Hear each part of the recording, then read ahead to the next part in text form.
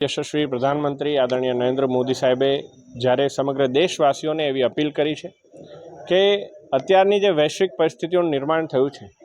એની અંદર અમુક બાબતોની આપણે કાળજી રાખવી જોઈએ અને એની અંદર ઈંધણની બચત પણ એમની અપીલોમાંની એક મુખ્ય અપીલ છે।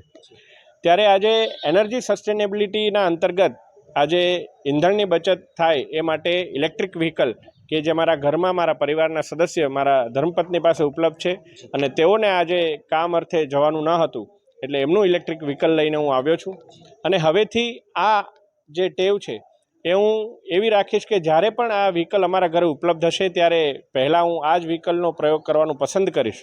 અને આપના માધ્યમથી તમામ નગરજનોને પણ હું અપીલ કરું છું કે જો આપની પાસે ઇલેક્ટ્રિક વ્હીકલ ઉપલબ્ધ હોય તો આપણે એનો ઉપયોગ કરીએ। જો આપણે નવું વ્હીકલ લેવાનું વિચારતા હોય તો શક્ય હોય ત્યાં સુધી ઇલેક્ટ્રિક વ્હીકલ લેવાનો વિચાર કરીએ, કારણ કે હવે ઇલેક્ટ્રિક વ્હીકલના ઓપ્શન્સ પણ આપણી પાસે વધ્યા છે, સસ્તું પણ આપણે થયું છે અને એનું ઇન્ફ્રાસ્ટ્રક્ચર પણ હવે આપણી પાસે ઉપલબ્ધ છે।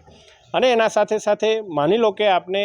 કોઈ એક વ્યક્તિ એક વ્હીકલ લઈને આવે, કોઈ જગ્યા પર આપણે જવું છે, એના બદલે 3-4 વ્યક્તિઓ એક જ એમના મિત્રના વ્હીકલમાં આવી અને કાર પુલિંગનો ઓપ્શન પણ એક્સપ્લોર કરી અને આપણે સૌ આ બાબતનું અનુસરણ કરીએ। આ બાબતે હું આપના માધ્યમથી તમામ આપણા નગરજનોને, ગુજરાતના તમામ નગરજનોને પણ અપીલ કરું છું।